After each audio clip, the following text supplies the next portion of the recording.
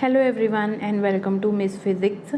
सो आज हम करेंगे इलेक्ट्रिसिटी एंड मैग्नेटिज्म की जो बुक है उसमें से कुछ questions that are related to the topic electrostatics. ठीक है, तो इलेक्ट्रोस्टैटिक में भी फर्दर जो हमारा टॉपिक है जिस पे आज ये क्वेश्चंस होंगे that are electric charges and fields, और इसमें आपको फ्लक्स के भी क्वेश्चंस मिलेंगी। ठीक है, सो ये जो क्वेश्चंस हैं आपको जो अपकमिंग आपका मास्टर कैडर का एग्ज़ाम है जिसकी जो डेट है वो चेंज हो गई है ना, तो डेट इज़ 18 सितंबर। ठीक है, जो पहले 11 सितंबर को टेस्ट था वो अब कितने सितंबर को हो गया है, वो 18 को हो गया है। तो ये चीज़ आप ज़रूर नोट कीजिएगा।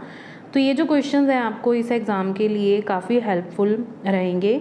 सो बस आपको करना ये है कि वीडियो को अच्छे से देखना है और सुनना है और समझना भी है साथ में। ठीक है, so let's start the video. So the first question is charge is the property associated with matter due to which it produces and experience. ठीक है, तो चार्ज कहते हैं हमारे पास एक प्रॉपर्टी होती है जो मैटर से एसोसिएटेड होती है जिसकी वजह से क्या होता है। ठीक है, ये हमें बताना है। तो फर्स्ट ऑप्शन है कि एक जो कोई भी ऑब्जेक्ट है जिस पे चार्ज होगा वो सिर्फ electric field effect only experience करेगा, सिर्फ मैग्नेटिक करेगा, बोथ करेगा, या नन ऑफ दीज। तो इसका जो सही आंसर है this is the actually definition of charge. ठीक है, ये जो लाइन दी गई है ये चार्ज की डेफिनेशन है। तो चार्ज अगर किसी भी बॉडी पे एसोसिएट है तो वो बॉडी को कैपेबल बनाता है कि वो दोनों इलेक्ट्रिक एंड मैग्नेटिक इफ़ेक्ट्स क्या कर सकें, प्रोड्यूस और एक्सपीरियंस कर सके। प्रोड्यूस भी कर सकता है और वो एक्सपीरियंस भी कर सकता है। So the answer for first question is option number C, that is both electric and magnetic effect. Question number 2 is charges. ठीक है, तो चार्ज की हमें प्रॉपर्टी बतानी है, क्या है, is it transferable, associated with mass, conserved, all of these. तो इसका जो आंसर आएगा आपको पता लग गया होगा, इसका आंसर आएगा ऑल ऑफ दीज, क्योंकि चार्ज क्या है, ट्रांसफ़र भी हो सकता है। जैसे हम इलेक्ट्रॉन करते हैं ट्रांसफ़र, इलेक्ट्रॉन लूज़ करता है कोई भी एटम या गेन करता है। ठीक है, that is associated with mass. Charge की वजह से क्या होता है, मास जो एटम की टोटल मास में क्या होती है, वेरिएशन होती है। थर्ड है कि charge is always a conserved quantity. So इसका जो तीनों ऑप्शन सही है A, B and C, so the correct option इस आंसर की आएगी, that is option D, all of these. Next question number 3, a body is positively charged, it implies that कि अगर कोई भी बॉडी पॉजिटिवली चार्ज है तो उसका मतलब क्या है। First option is there is only positive charge in the body. तो पहला आंसर है कि इसमें सिर्फ क्या होगा, पॉजिटिव चार्ज होगा। दूसरा ऑप्शन क्या है, there is positive as well as negative charge in the body but the positive charge is more than negative charge. ठीक है, तो दोनों चार्जेस होंगे बॉडी में बट वो क्या बोल रहे हैं कि पॉजिटिव क्या होगा, ज़्यादा होगा as compare to negative. Third is there is equal positive and negative charge in the body but the positive charge lies in the outer region. ठीक है, इक्वल होगा पर जो पॉजिटिव चार्ज है वो आउटर रीजन पे लाई करेगा। फोर्थ ऑप्शन है negative charge is displaced from its position. तो अकॉर्डिंग टू दीज डेफिनेशन जो हमें आंसर्स ऑप्शंस गिवन हैं, तो इसका जो आंसर आएगा वो आएगा बी, कि अगर कोई भी बॉडी पॉजिटिवली चार्ज्ड है तो हमें पता है कि बॉडी पे पॉजिटिव और नेगेटिव चार्ज दोनों होते हैं। ठीक है, बट अगर वो पॉजिटिवली चार्ज है दैट मीन्स कि उस पर जो पॉजिटिव चार्ज है वो ज़्यादा होगा as compare to negative charge. Means अगर पॉजिटिव चार्ज ज़्यादा है तो दैट मीन्स कि वो इलेक्ट्रॉन क्या है, डेफिशिएंट है। ठीक है, अगर इलेक्ट्रॉन ज़्यादा होंगे, अगर इलेक्ट्रॉन रिच होगा तो उस पर नेगेटिव चार्ज आएगा, अगर वो इलेक्ट्रॉन डेफिशिएंट है ठीक है तो फिर उस पर क्या आएगा, positive charge. So the correct option is option B. Question number 4, on rubbing when one body gets positively charged and the other negatively charged, the electrons transferred from positively charged body to negatively charged body are। तो ये पूछ रहा है कि जब हम किसी भी बॉडीज़ को, दो बॉडीज़ हैं हम उसको रब करते हैं, ठीक है, तो उसमें से इस एक में क्या आ जाता है, पॉजिटिव चार्ज आता है, दूसरे में क्या आ जाता है, नेगेटिव चार्ज। ठीक है, तो जो इलेक्ट्रॉन ट्रांसफ़र होते हैं from positively charge body to negatively charge, ठीक है, वो कौन से इलेक्ट्रॉन्स होते हैं हमें ये पता है, ये लास्ट क्वेश्चन में अभी हमने किया है कि अगर हमारे पास देखिए क्या होता है कि एटम है, एटम में दोनों चार्जेस होते हैं, प्लस चार्ज होता है न्यूक्लियस पे that is due to protons, और जो नेगेटिव चार्ज होता है वो किसकी वजह से होता है, इलेक्ट्रॉन्स। एटॉमिक नंबर क्या होता है कि प्रोटॉन और इलेक्ट्रॉन का नंबर क्या होता है, इक्वल, दैट मीन्स एटम पे जो चार्ज होता है वो क्या होता है, 0। ठीक है, जब किसी भी एटम पे आयन, जब वो आयन बनाता है तो दैट मीन्स वो इलेक्ट्रॉन क्या कर रहा होता है, लूज़ कर रहा होता है या फिर क्या कर रहा होता है, गेन। ठीक है, अगर तो वो इलेक्ट्रॉन लूज़ करेगा तो दैट मीन्स उस पर जो पॉजिटिव चार्ज है वो ज़्यादा हो जाएगा, अगर वो इलेक्ट्रॉन गेन करेगा तो नेगेटिव चार्ज आ जाएगा क्योंकि इलेक्ट्रॉन्स का नंबर ज़्यादा हो जाएगा। ठीक है, ये तो थर्ड क्वेश्चन का आंसर हो गया। अब वो पूछ रहा है कि ये कौन से इलेक्ट्रॉन्स होते हैं, ठीक है, जो ये आपस में क्या होता है, इनके ट्रांसफ़र होता है। So first option is valence electrons only, second is electron of inner shells, third is both valence and inner shell, and last is yet to establish कि अभी पता नहीं कि कौन से होते हैं। तो इसका आंसर आपको भी पता है, तो इसका आंसर आएगा वैलेंस इलेक्ट्रॉन्स ओनली। क्यों? क्योंकि जो इलेक्ट्रॉन्स के इनर शेल्स में होते हैं वो न्यूक्लियस से बाउंड होते हैं, जिनको बाहर निकालने के लिए ज़्यादा एनर्जी चाहिए होती है। जब हम रब करते हैं तो इलेक्ट्रॉन्स को इतनी एनर्जी नहीं मिलती कि हम इनर शेल्स वाले इलेक्ट्रॉन्स को रिमूव कर सकें। वो कौन से इलेक्ट्रॉन्स रिमूव होते हैं, वो सिर्फ जो अनपेयर्ड वैलेंस इलेक्ट्रॉन्स होते हैं सिर्फ वही रिमूव होते हैं। तो इसका आंसर आएगा कि जब भी चार्ज ट्रांसफ़र हो रहा है from one body to another body तो वो कौन से इलेक्ट्रॉन्स होते हैं, that are valence electrons only.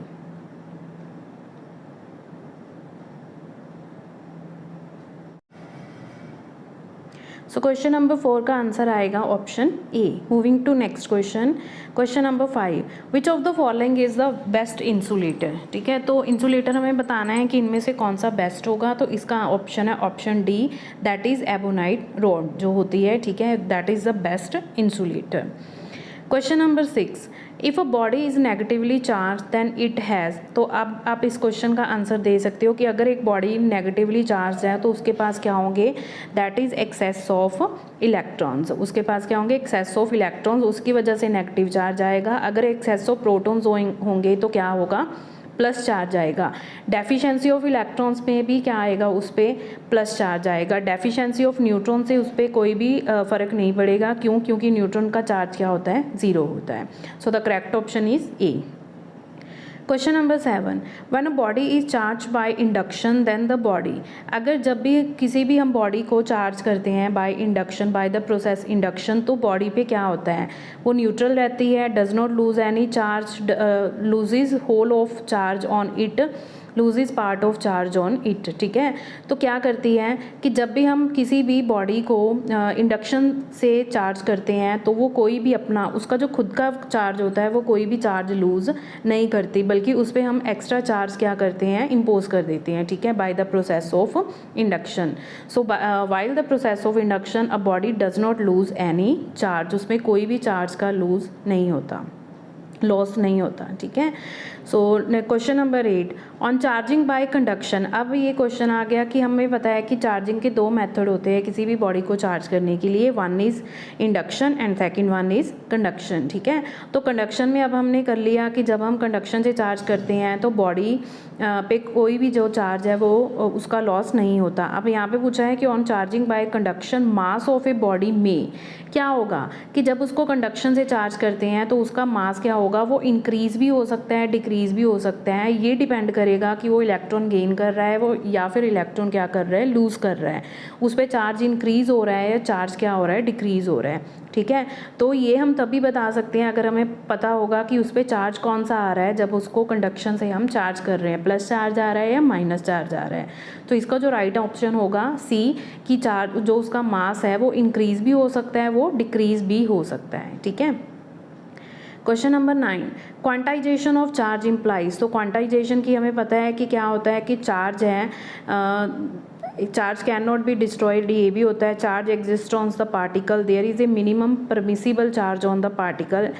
D option है, charge which is a fraction of coulomb is not possible. Yes, this is the right option 9, क्योंकि चार्ज क्वांटाइजेशन ऑफ चार्ज के according क्या होता है, Q is equal to plus minus N E, where N क्या होना चाहिए, N should be integer, it should not be fraction 1 2 3 4 so on up to. ठीक है, तो तो n की वैल्यू यहाँ पे फ्रैक्शन नहीं होनी चाहिए।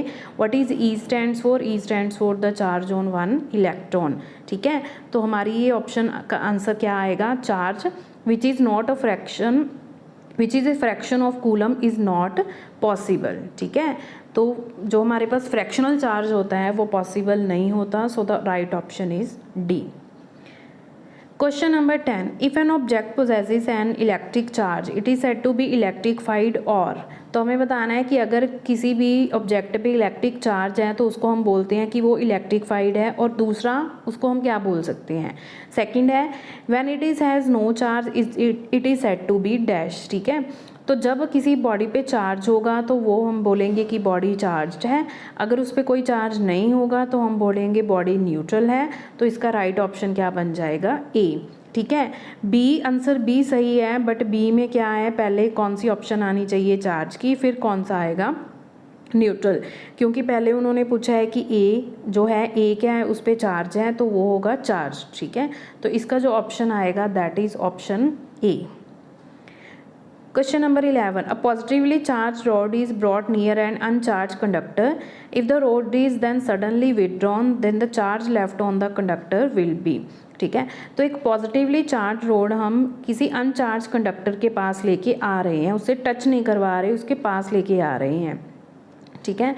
तो if the road is suddenly withdrawn, अगर हम सडनली रोड को साइड पे कर लें, विदड्रॉ कर लें, then the charge left on the conductor वो क्या होगा? दैट इज़ ज़ीरो, ठीक है। उस पर कोई भी चार्ज बाकी नहीं रहेगा। अगर उसको पे चार्ज करवाना है हमें, नेगेटिव चार्ज आ सकता है, इसकी ऑप्शन हो सकती थी नेगेटिव, बट यहाँ पे क्या है कि हम सडनली उसको विदड्रॉ कर रहे हैं, तो अगर उसको सडनली विदड्रॉ कर लेंगे तो उस पर जो अनचार्ज कंडक्टर है उस पर कोई भी चार्ज नहीं आएगा, जितना भी चार्ज आया होगा, ठीक है, वो सारा क्या हो जाएगा? अर्थ हो जाएगा, okay.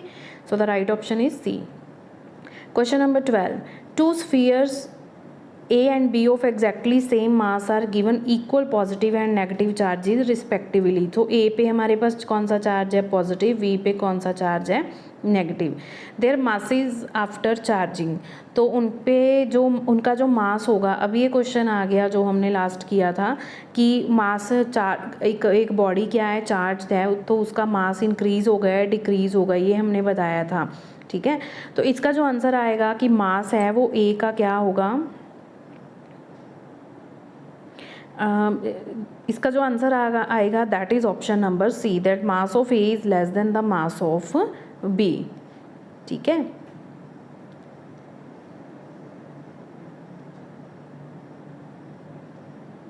Question number 13, When a comb rubbed with the dry hair attract pieces of paper, this is because, तो ये तो वेल नोन एग्जांपल है, हमें पता है कि जो कॉम्ब है वो क्या हो जाता है? इलेक्ट्रीफाइड हो जाता है। Comb polarise the piece of paper की, पहले तो कॉम्ब पे चार्ज आता है, कॉम्ब जब हम पीस ऑफ पेपर के पास लेके जाते हैं तो वो थ्रू इंडक्शन जो पेपर है उस पर भी चार्ज क्या कर देता है? इंड्यूस कर देता है, ठीक है। तो ऑप्शन कौन कौन सी है? Comb polarise the piece of paper, comb induces a net dipole movement opposite to the direction of field, electric field due to comb is uniform, comb induces a net dipole movement perpendicular to the direction of field.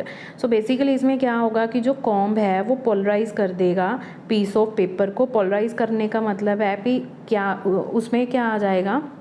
Via induction, through the process of induction paper पे भी क्या आ जाएगा? Charge आ जाएगा, ठीक है। So the right option is A. Question number 14. When some charge is transferred to A, it readily gets distributed over the entire surface of A. If some charge is put on B, it stays at the same place. Here A and B, तो हमें बताना है कि एक दो bodies हैं हमारे पास ए and B.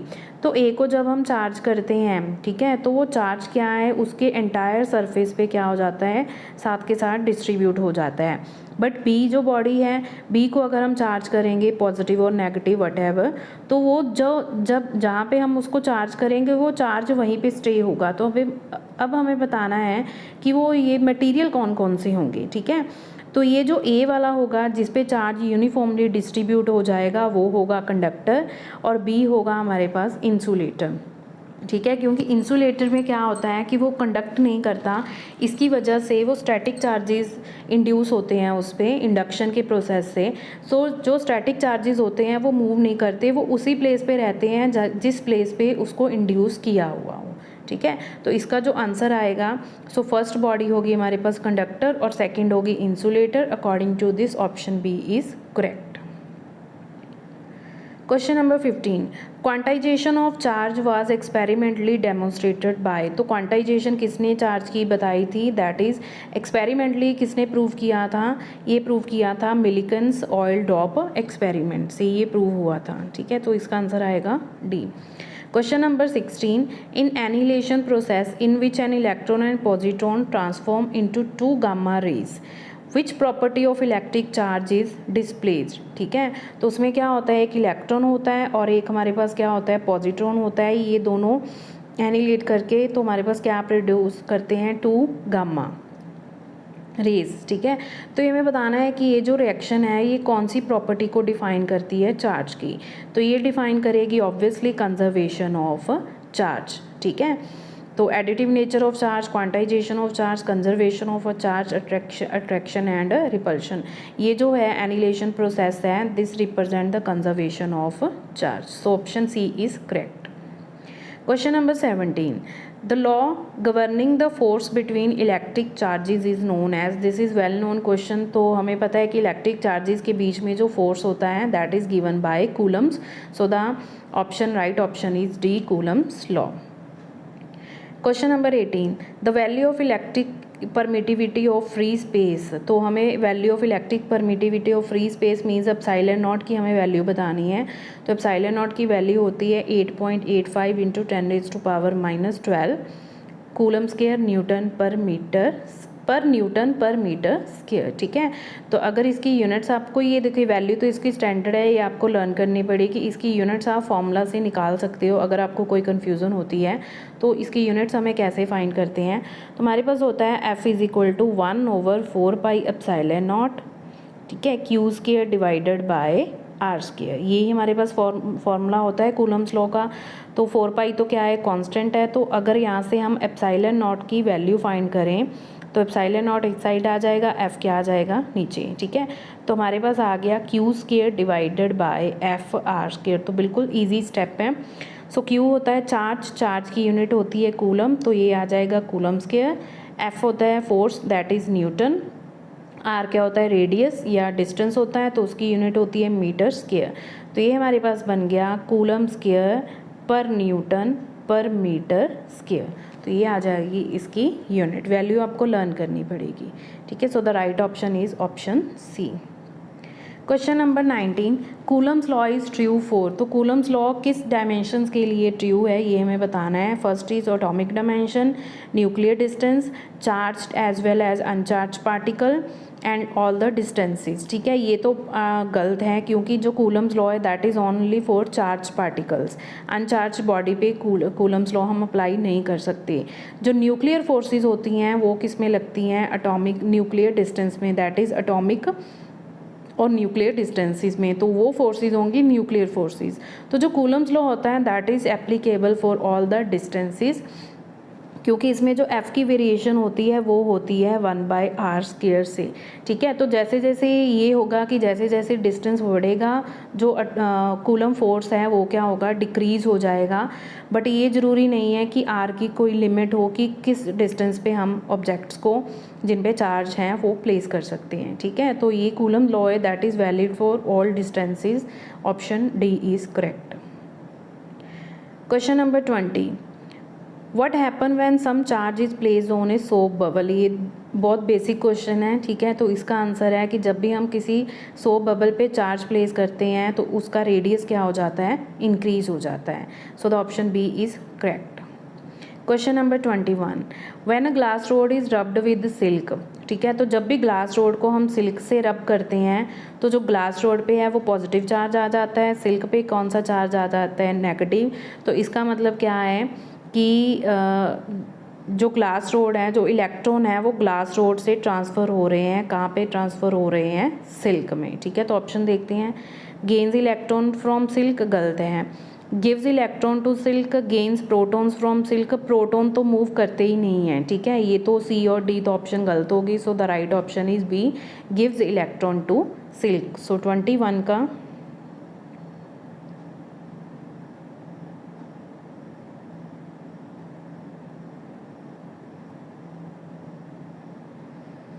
Option आ जाएगा that is B, give electrons to silk.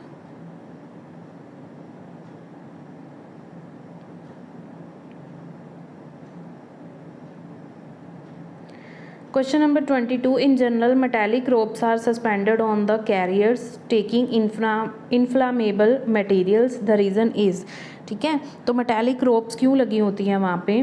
So इसका आंसर आएगा कि मेटालिक रोप्स का क्या काम होता है कि अगर जब भी कोई भी कैरियर होता है वो इनफ्लामेबल, जो मीन्स कि ईजिली फायर कैच कर सकता है, तो क्या होता है कि जब मेटल्स जो टायर्स हैं, ठीक है, वो सरफेस के साथ क्या होते हैं, उनकी रबिंग होती है तो उन पे चार्ज आ जाता है। अगर वो एक्स्ट्रा चार्ज वहाँ पे पहुँच जाता है, अकोमुलेट हो जाता है, क्योंकि सरफेस क्या होता है उसका मेटालिक होता है, ठीक है, तो अभी हमने किया है कि मेटल पे वो पूरी सरफेस पे क्या हो जाएगा, चार्ज डिस्ट्रीब्यूट हो जाएगा, तो उससे क्या होता है कि जो फायर होने के चांसेस है वो ज़्यादा हो सकते हैं।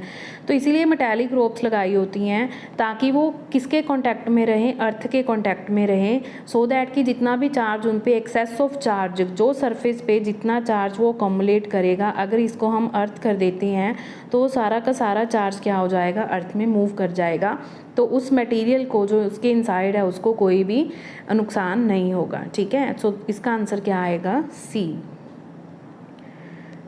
23. Two charges Q1 and Q2 are placed in vacuum at a distance d. The force acting between them is F. If the medium of dielectric constant 4 is introduced around them, then the force now will be, ठीक है। तो ये हमारे पास relation होता है कि that is कि जो फोर्स इन मीडियम होता है that is equal to force in vacuum divided by dielectric constant of the material. तो अब हमें दिया गया है कि दो चार्जेस का जो फोर्स है जब वो किस में है, वैक्यूम में है, तो वो कितना है, एफ, ठीक है। तो जब उसको हमने डायलेक्ट्रिक कांस्टेंट ऑफ मटेरियल है 4 उसमें रिप्लेस कर दिया तो उसका फोर्स क्या हो जाएगा, दैट इज़ यहाँ पे क्या आ जाएगा, 4। तो हमारे पास आंसर क्या आ जाएगा, that is option C, F by 4। ये डायरेक्ट रिलेशन होता है between force when the charges are placed in vacuum to the force when the charges are placed in medium.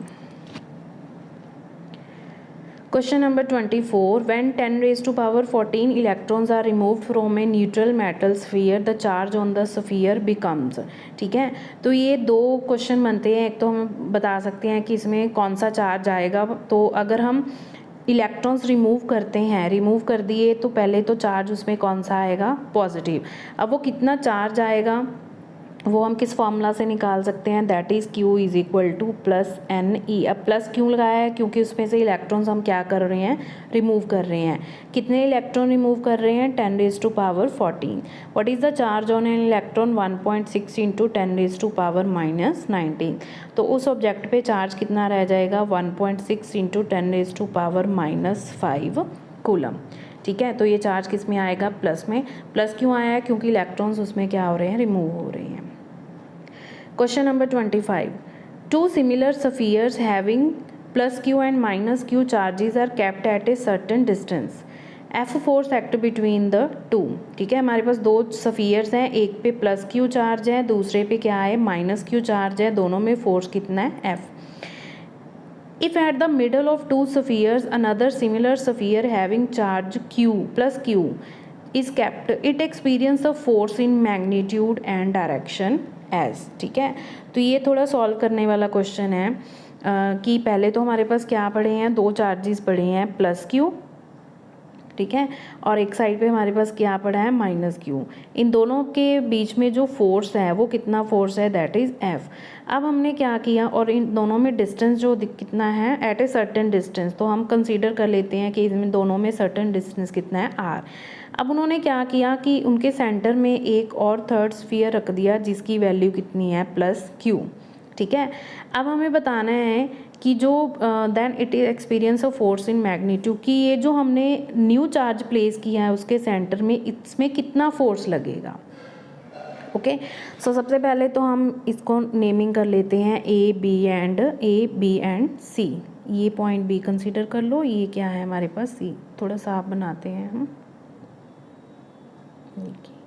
तो इसका डायग्राम ऐसे बना सकते हैं हम। मैं आपको डायग्राम बना देती हूँ, आप क्या करना इसको सॉल्व करके देख सकते हो, ठीक है। ये सेंटर वाला पॉइंट है B, this point is C. A और सी जो पहले चार्जेस पड़े थे दोनों में सर्टेन डिस्टेंस था, तो वो कंसीडर कर लेते हैं आर। बी इन दोनों के सेंटर में रखा है, तो ये दोनों डिस्टेंस क्या हो जाएंगे, r/2। यहाँ पे कौन सा चार्ज पड़ा है, प्लस क्यू। यहाँ पे कौन सा चार्ज है, that is minus Q. So सबसे पहले तो हम निकालेंगे force between A and C. तो फोर्स बिटवीन ए सी कितना आ जाएगा, K Q square divided by R square, ठीक है। ये फोर्स आ जाएगा हमारे पास। अब हमें फाइंड करना है कि अब हमने सेंटर में कौन सा चार्ज रख दिया, प्लस क्यू। अब इस चार्ज पे जो बी पे पड़ा है उस पे हमें नेट फोर्स बताना है, किसकी वजह से, due to the charge at A, due to the charge at C, ठीक है। तो वो क्या होगा, देखिए ए पे प्लस है, बी पे प्लस है, तो ए बी पे लगाएगा फोर्स, ठीक है। तो ये डायरेक्शन आएगी फोर्स ऑफ ए की, फोर्स ड्यू टू चार्ज ए। अब सी पे कौन सा चार्ज पड़ा है, माइनस। जो माइनस है वो बी को अपनी तरफ क्या करेगा, अट्रैक्ट करेगा। मीन्स जो सी की वजह से फोर्स होगा उसकी डायरेक्शन भी क्या आएगी, सेम, ठीक है। तो दैट मीन्स कि जो बी पे चार्जेस दो लग रहे थे, that is due to the charge A पे जो पड़ा है और सी पे पड़ा है, अब दोनों की डायरेक्शन क्या आ गई हमारे पास, सेम। तो टोटल चार्ज कितना हो जाएगा, टोटल फोर्स कितना हो जाएगा, एफ एट बी कितना हो जाएगा, that is F at A due to कितना है ए, और किसके वजह से था, सी की वजह से, ठीक है। क्योंकि दोनों की डायरेक्शन क्या है, सेम आ रही है इसमें, इसलिए इसमें साइन क्या आएगा, प्लस। तो आपको क्या करनी है, force between A and B find करना है, force between B and C find करना है, दोनों को प्लस कर देना है, ठीक है। तो मैं आपको बता देती हूँ कि इनको प्लस करके हमारे पास जो आएगा एफ बी, वो क्या आएगा, दैट इज़ के क्यू स्क्वायर। ए और बी में फोर्स कितना आएगा, r/2 स्क्वायर, ठीक है। सिमिलरली ए और सी में भी फोर्स कितना आएगा, r/2 स्क्वायर। अब यहाँ पे क्या है कि सी पे नेगेटिव चार्ज पड़ा है, बट फिर भी हम प्लस क्यों कंसीडर कर रहे हैं, क्योंकि जो नेगेटिव चार्ज है उसने हमें डायरेक्शन बता दी है कि किस डायरेक्शन में फोर्स अप्लाई हो रहा है। तो जब भी हम फोर्स की वैल्यू फाइंड करते हैं वहाँ पे हम साइन कंसीडर नहीं करते।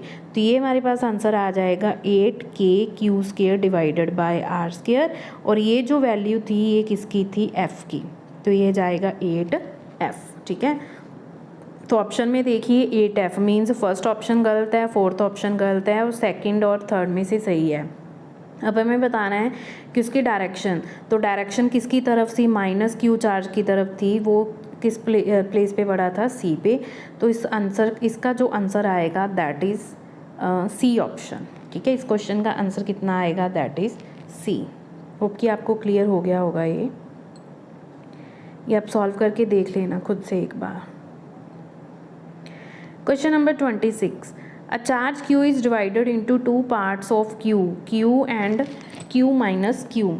If the Coulomb repulsion between them when they are separated is to be maximum, अगर दोनों में जो Coulomb repulsion हो रही है वो हमें मैक्सिमम करनी है, तो दोनों चार्जेस की रेशो क्या होनी चाहिए, ठीक है।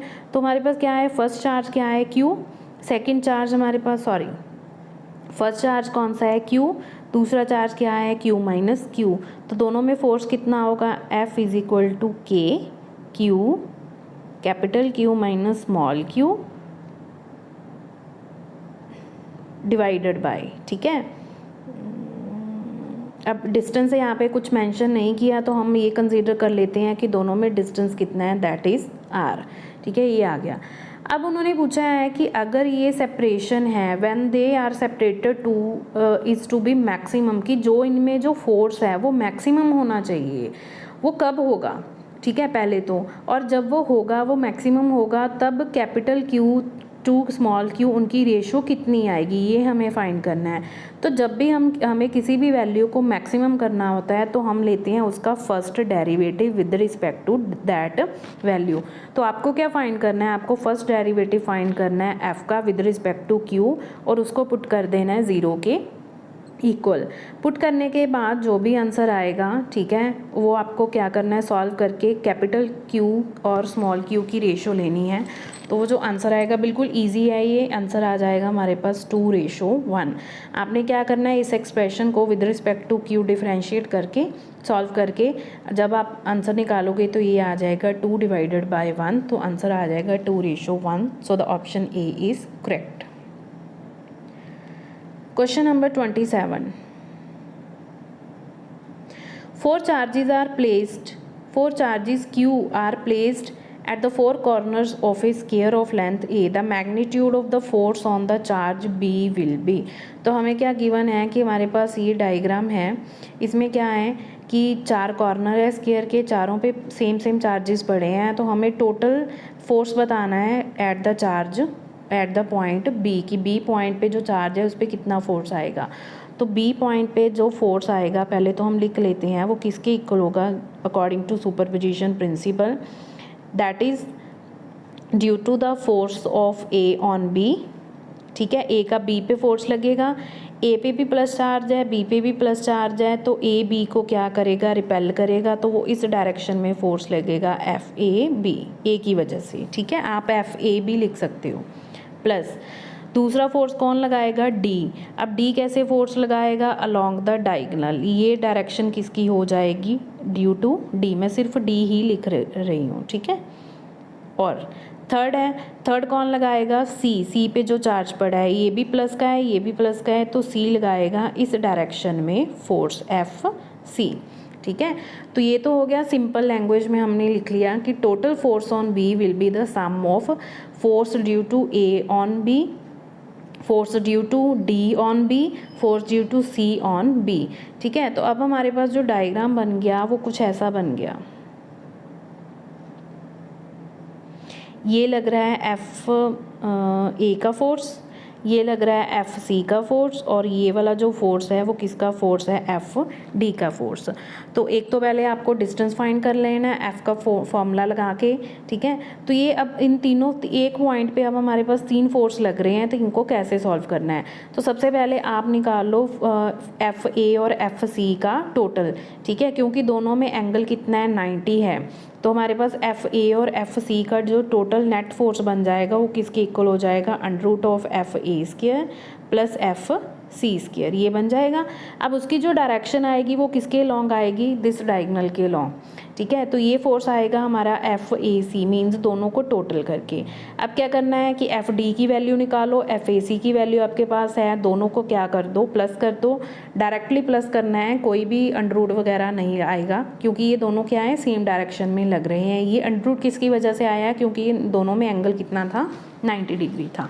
ठीक है, तो जब भी आप सॉल्व करोगे सारा क्वेश्चन, तो इसका जो आंसर है क्वेश्चन नंबर 27, तो इसका आंसर आएगा सी। आप सॉल्व कर लीजिएगा, अगर आपसे सॉल्व नहीं होगा तो मैं आपका इसका जो कंप्लीट सॉल्यूशन है वो टेलीग्राम ग्रुप में शेयर कर दूंगी। आप मुझे बता दीजिएगा, अगर सॉल्व होता है तो वेल एंड गुड, अगर नहीं होता फिर भी मैं आपको सॉल्व करके वहाँ पे पोस्ट कर दूंगी। ठीक है, question number 28, डायरेक्ट्रिक constant for metal. जो डायरेक्ट्रिक कांस्टेंट होता है मेटल्स का वो कितना होता है, that is infinite. Question number 29. Two charges of equal magnitude are kept at a distance r, exert a force F on each other. If the charges are halved and distance between them is double, then the new force acting on the charges is। बहुत easy question है। So पहले हमारे पास क्या है, two equal charges हैं, तो दोनों में फोर्स कितना आ जाएगा, F is equal to K. Suppose कर लीजिए दोनों पे चार्ज Q है डिवाइडेड बाय आर स्क्वायर। ठीक है, अब हमने क्या किया कि if the charges are halved, अब दोनों चार्जेस को हमने क्या कर दिया, हाफ कर दिया। ठीक है, तो न्यू फोर्स एफ डैश किसके इक्वल आ जाएगा, के।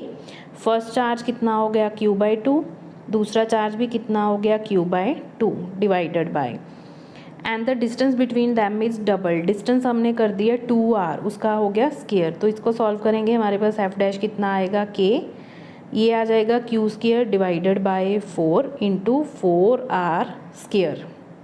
ठीक है, now what is this value, ये जो वैल्यू है ये क्या बन गई हमारे पास, f। ठीक है, तो नीचे कितना आ गया, 16, तो f डैश किसके इक्वल आ गया, f डिवाइडेड बाय 16। तो इसका जो सही ऑप्शन आएगा that is option D. Okay, तो ये कौन सा क्वेश्चन था हमारा 29, तो 29 का ऑप्शन आएगा D. Question number 30, the electric field inside a spherical shell of uniform surface charge density is. तो अगर हमारे पास चार्ज क्या है, शेल है, स्फेरिकल शेल है। शेल जो होता है वो क्या होता है, इनसाइड से खाली होता है, तो अंदर में उसमें कोई भी चार्ज नहीं होता। अगर कोई भी चार्ज नहीं होता तो उसका जो फील्ड होता है वो क्या होता है, ज़ीरो। तो वो चार्ज जो रिसाइड करता है वो सिर्फ कहाँ पे करता है, वो सरफेस पे करता है, वो इनसाइड नहीं करता। तो दैट मीन्स, तो इसका आंसर क्या आएगा, शेल है तो इलेक्ट्रिक फील्ड क्या होगा, zero. So the correct option is A. Okay, so ये था हमारे पास पार्ट 1। अब नेक्स्ट और भी क्वेश्चंस आएंगे, पार्ट 2 आएगा। So stay tuned. ये क्वेश्चन आपको अच्छे से करने हैं क्योंकि जो आपके सिलेबस में मेंशन है, ठीक है, वो सारे जो हैं आप +2 लेवल का भी बोल सकते हो, आप BSc लेवल तक का भी काम बोल सकते हो। जो लास्ट टाइम मास्टर केडर का एग्ज़ाम हुआ था उसमें ये जो ये क्वेश्चन है, जैसे ये 29 क्वेश्चन, ऐसे क्वेश्चन आए हुए थे।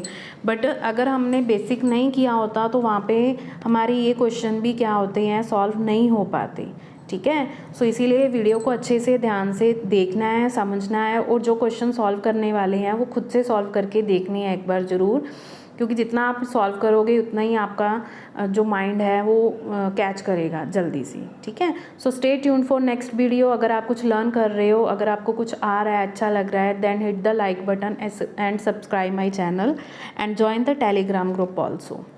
अगर कोई भी डाउट होगा तो आप वहाँ पे डिस्कस कर सकते हो। Okay, thank you.